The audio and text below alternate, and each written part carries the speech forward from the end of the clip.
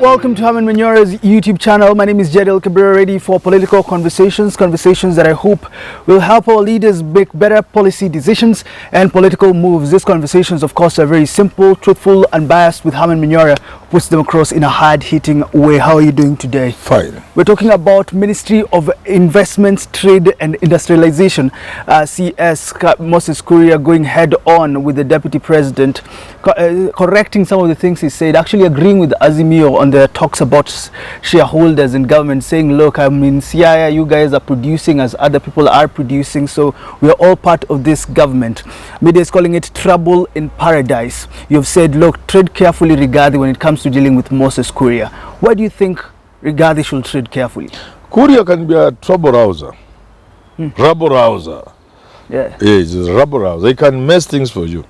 And Moses Kuria is a grassroots person. Make no mistake about that. Isn't he the same as Rigathi Gachagua, grassroots people? I think, if you ask me, Moses Kuria can resonate with the ground better than Rigathi Gachagua. Because Rigathi Gachagua is mobilizing Mount Kenya in 2020 around an idea. Around? An idea. An idea of William Ruto and the Hustler movement. That's easier to sell than going to the people directly, which Kuria can do. I was in an Azimio, then it was not Azimio, it was something, I don't know what it's called. I had escorted a friend. I wanted to go and see somebody. And I took a ride in their helicopter in one of their meetings.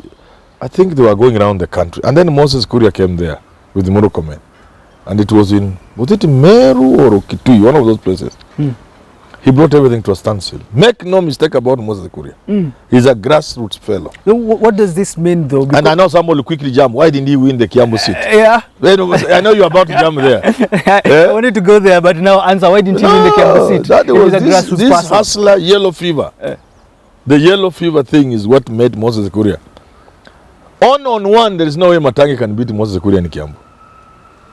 One. Nothing. If, for example, they are going for nominations, it will be very difficult for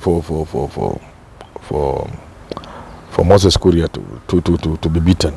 So what does this mean, though, when you look at Moses Kuria? Because you can see, it was evident that Rigathi Gachagua and by extension Ruto was campaigning for Wamatangi. Yes. So that yellow fever thing.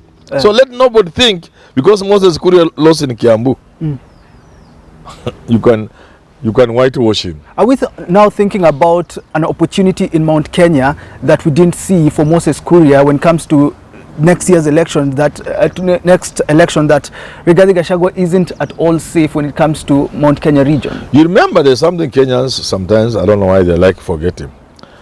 The Kamwene thing, I don't know what it was called then. When there was Mother Karua, Mwangi Kiunju, MK, Moses Kuria, there's another MK, I don't know who that was. They began meetings. They talked of Limuru. And Moses Kuria said, Mother Karua is a community leader. If Ruto had not been the smart politician he is, to snatch Moses Kuria from that formation, it would have been dangerous. Even now, I can see Rigathi Gachagua is trying to beat Kuria. That's why I'm telling him, go slow. For your own good, and for Ruto's good, and for the good of Kenya Kwanza and UDA. Because there are mamas around the mountain. There's no doubt about it. Just like any part of this country, people are not quite happy. But the love people have for Ruto, even on the mountain, makes them close their eyes to the suffering. Doesn't mean there's no suffering. And there are mamas about there. If Moses Kuria teams up with people like Mother Karua to ignite that potent dissent, what is Moses? It can spell doom for Kenya Kwanza and Rigathi Gachagua. What is Moses Kuria doing? You know, if I would to ask you, when they were all abroad, he said, "Mimi ndio rais." Mimi ndio rais. Yeah. What is he doing? Has he realized that he can actually take power? Is this what has come to realization for him? No, I think Moses Kuria realizes that. I think I could be wrong. Many times we are wrong. But people should allow us to be wrong, at least once in a while. Moses Kuria, I think, has read the game. From these bombers things and the other people like Mudavadi and Malala and what have you, and Moses Kuria has seen there is a scheme to antagonize certain key leaders within Kenya Kwanza. That's how you must see Rigathi, Gachagua and Malala vis-a-vis Wetangula and Mudavadi. This Rigathi, Gachagua onslaught on Moses Kuria must also be seen in that context. Now, what am I saying? Moses Kuria perhaps realized that Rigathi, Gachagua being a pushy person must have pushed the president. Look, Mudavadi will be enjoying much more power if it had not been for Gachagua. This is common knowledge. Yeah. We have even seen them in functions where Mudavadi doesn't speak. You know, so it's common knowledge that Gachagua has been pushing the president not to do good things for people like Mudavadi and Wetangula. He's been pushing the president against the rebels. He may not have had a lot of luck with Dini Nyoro, Ishungwa, and now Moses Kuria. But Moses Kuria is smarter than these other young people. He knows the president can bend. Because of the fire, hiyo chuma, the gari amewekelea moto with the furnace, it can bend. And they will use the excuse of his utterances to evict him from cabinet. So he's just warning them. Try me. I've seen news that his office from Two Rivers Mall has been told to move back to NSSF building. Part of the clipping of the wings. Yeah, to clip his wings. So tell me, what does this image portray about Rigathi Gachagua's role in Moses Kuria, you know, eviction and Moses Kuria's future in Kenya Kwanza? I think, in my thinking, Rigathi Gachagua is trying to ensure he broods no consent. No, whatever, dissent. What he's trying to do is to make sure people like Moses Kuria are cut down to size. Yeah, because look, the guy comes from Colombia and tells us that ministers must tame their tongue. Then people are wondering, who should be the first to tame their tongue? Is it Rigathi Gachagua or Moses Kuria? Yeah. That shows you there's an agenda. Okay. And I'm advising them. I don't want to warn them because these are my seniors in politics and in the arrangement of the country. I must respect them. I'm advising them. Tread carefully. Go back to 2022, 2021 and imagine the kind of damage Moses Kuria would have done. You know, when people win, they think they won because they are so complex, they are so important, they are so shrewd, they are invincible, they are all the good things. To the extent they don't allow the fact that other people contributed to come anywhere on the table. So Rigathi would want to pass around as the only person who made Ruto get the votes. It's normal. Even when you win an election as an MP or something, everybody comes on the board, they say they are the ones who made you win. Even those who contributed in your campaign team, they want to get more credit than they deserve. A man who fueled for you vehicles for one day behaves like he financed your whole campaign. Yeah. We've seen people going to run against people whom they campaign, whom they helped campaign. They helped campaign for the previous election because they are sulking. They feel not appreciated. So I'm very sure my friend Rigathi Gachagua believes he single-handedly marshaled Mount Kenya votes for Ruto, which is not true. Even if it's not true, would you say now he's in an all-high situation where the likes of Moses Kuria, you know, other politicians in Mount Kenya cannot get him out of that position? No, it's not safe. He's not safe yet. Uhuru is still the name there. It's not that. You see, whenever that people, when you see people quarreling over position, it means nobody has occupied it effectively. Okay. The moment somebody occupies, like Ruto in Rift Valley, have you seen anybody trying to go around there? Or Raila Odinga? Or Uhuru Kenyatta sometimes back? Or Kalonzo Musyoka? Unaona mtu anachezea kwa hiyo kiti ya Kalonzo Musyoka? Wanaenda wakinyenyekea.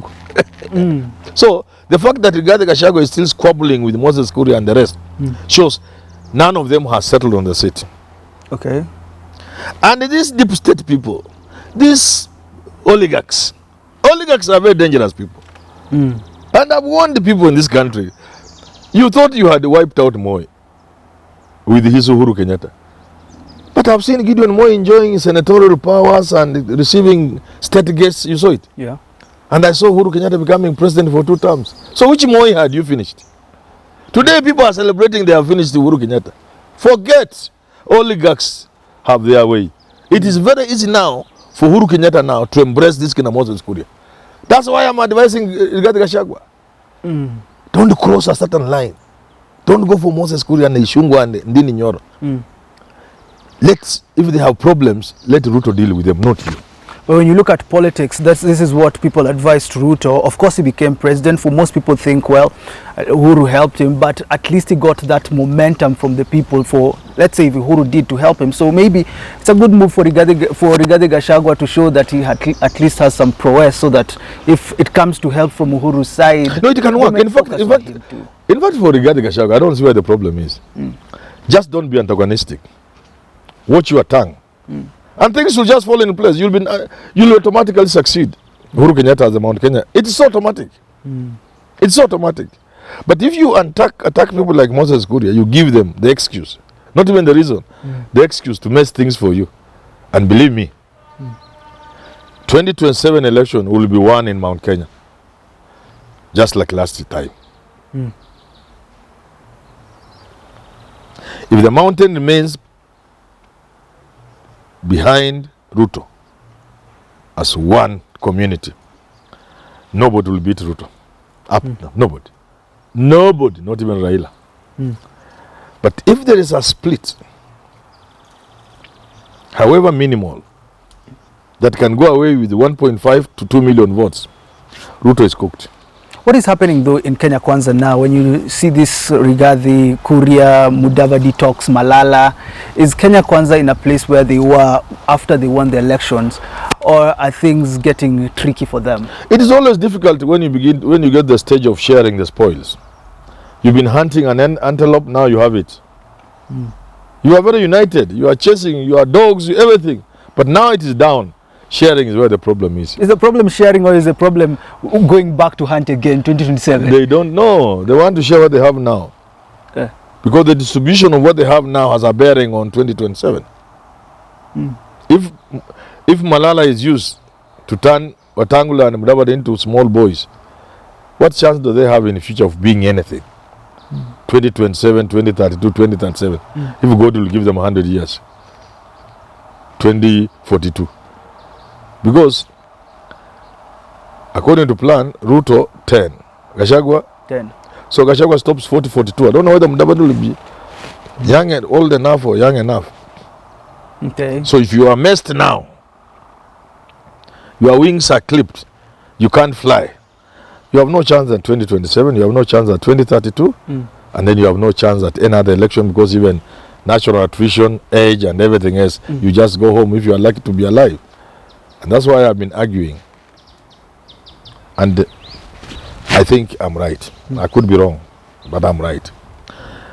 The only chance Rigathi Gachagua and Mudavadi have at the presidency is 2027. Anything else they should forget. Okay. Yeah. And Moses Kuria is a critical cog in that journey, that chain. My advice finally to Rigathi Gachagua: ogopa Moses Kuria. He can make things better for you.